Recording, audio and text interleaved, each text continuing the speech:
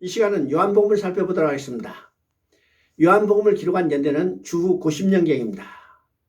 요한서도가 요한복음을 기록할 때까지 오랫동안 묵상하는 시간을 가졌을 것입니다. 그들이 믿는 예수님이 과연 어떤 분이신가, 또 예수를 믿는다는 것이 어떤 의미가 있는가, 그것이 요한복음을 기록한 목적에서 분명하게 드러나고 있습니다. 20장 31절을 보면 오직 이것을 기록하면 너희로 예수께서 하나님의 아들을 그리스도이심을 믿게 하려 하며 또 너희로 믿고 그 이름을 힘입어 생명을 얻게 하려 함이라고 말하고 있습니다. 요한 사도는 오랜 묵상 끝에 요한복음을 기록하게 된 것입니다. 그래서 예수님은 태초부터 계셨고 그분이 하나님이셨고 빛이셨으며 생명의 근원이셨다고 증언합니다. 그분이 육신을 입고 이 세상에 오셨습니다. 그분이 이 세상에 오신 목적은 하나님을 떠난 인간을 구원하셔서 그들을 하나님과 함께 살아가는 창조의 목적을 회복함으로 하나님의 영광을 드러내게 하기 위해서였습니다. 이것이 말씀이 육신이 되어 우리 가운데 계심에 그의 영광을 보니 독생자의 영광이요 은혜와 진리가 충만하다는 말씀입니다. 이에 대해서 세례 요한은 구약의 마지막 증언자로서 예수님을 하나님의 아들이요 세상 죄를 지고가는 하나님의 어린 양이라고 증언합니다. 이 증언은 창세기에서 계시된 여자의 후손으로 오셔서 가죽옷을 입혀주실 것에 대한 구약의 마지막 증언이었습니다. 그리고 신약의 새로운 증거자들이 나타납니다. 첫 번째 제자는 안드레아 어떤 제자, 시몬 베드로, 그리고 빌립과 나다나엘을 통해서 예수님이 메시아요 하나님의 아들이시오 참 이스라엘을 다스릴 왕이라고 증언합니다. 요한복음의 특징 중에 하나는 예수님께서 행하신 많은 기적과 이사 중에서 선별적으로 7가지만 택해서 그것을 기록하고 그것을 영적으로 해석해 주므로 예수님께서 누구신가 또 왜 오셨는가를 증언하고 있습니다. 2장에서는 가나 혼인잔치에서 물로 포도주로 변하게 한 첫 번째 표적을 통해서 예수님이 오심으로 하나님 나라가 임했다는 것을 증언해 주고 있습니다. 또 성전 성화 사건을 통해서 옛 것은 피하고 새 것으로 대체되었고 율법의 시대는 끝났고 은혜의 시대가 되었음을 선포하는 것입니다. 그래서 그림자로 보여준 성전은 폐하여져야 하고 참 성전인 예수님 자신이 오셨다는 것입니다. 3장에서는 니고데마의 대회를 통해서 하나님 나라에 들어가는 방법에 대해서 말씀하십니다. 하나님 나라는 물과 성령으로 거듭나야 한다. 그 일은 예수 그리스도가 십자가에 죽으시고 부활하신 것을 믿어야 하는 것입니다.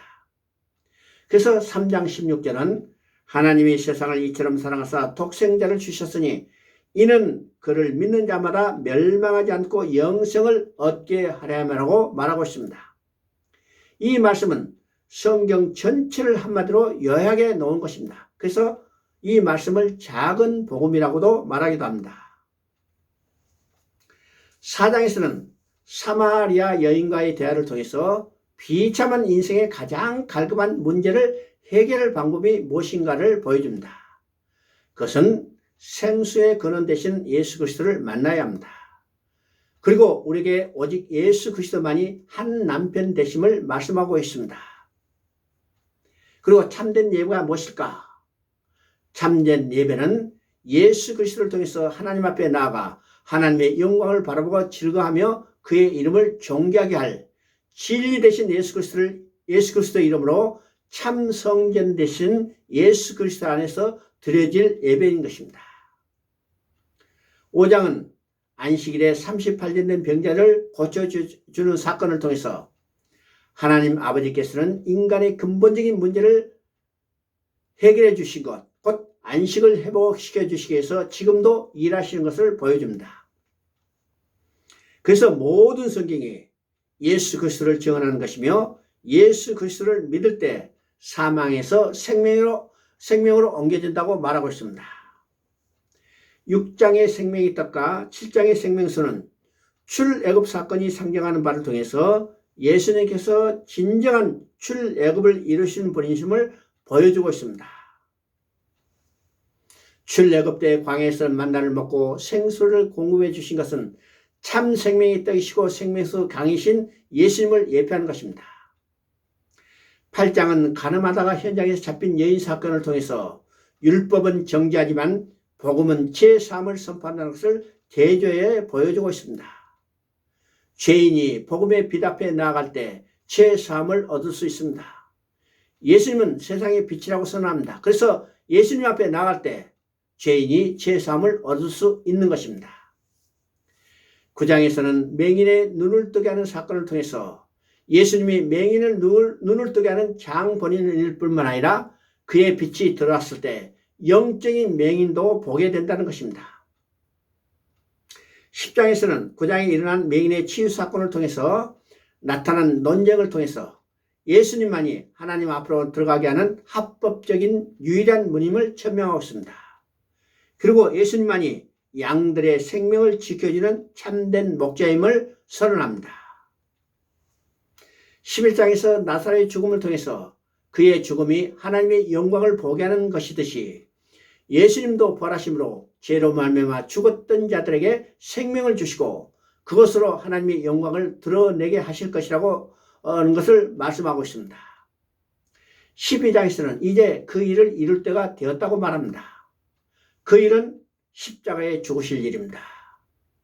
예수님이 십자가에 죽으심으로 하나님은 잃어버렸던 백성을 찾게 되고 그것을 통해서 하나님께서는 영광 받으실 것입니다. 13장에서 나오는 세족세계를 통해서 예수님은 자신의 죽음이 인간의 죄를 씻어주는 속죄의 제사요 새 언약의 제사임을 드러내고 있습니다.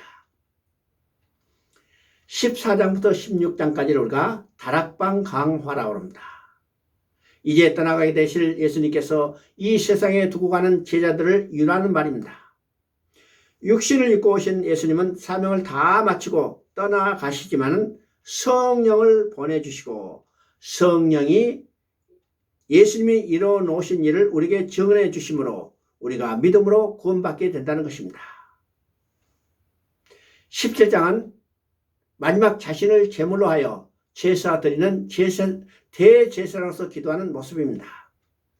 18장과 19장에서는 예수님께서 십자가에 들려져 아버지께로 돌아가는 과정인 체포와 재판과 그리고 처형 과정을 기록하고 있습니다.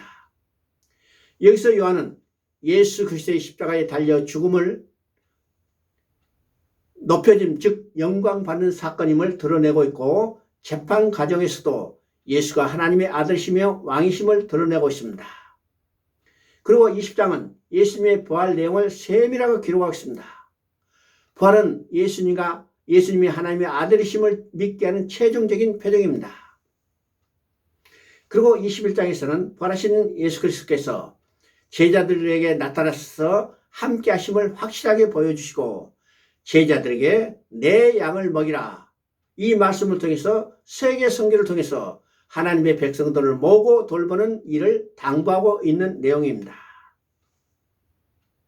요한복음은 우리에게 무엇을 말하는 것일까요?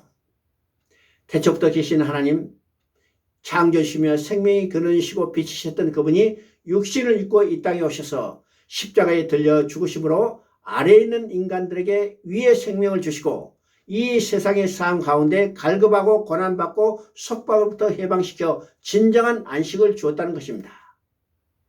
그러므로 그를 믿는 자, 영접하는 자는 생명을 얻고 풍성함을 얻고 그가 주시는 기쁨이 충만하게 된다는 것을 가르치고 있습니다.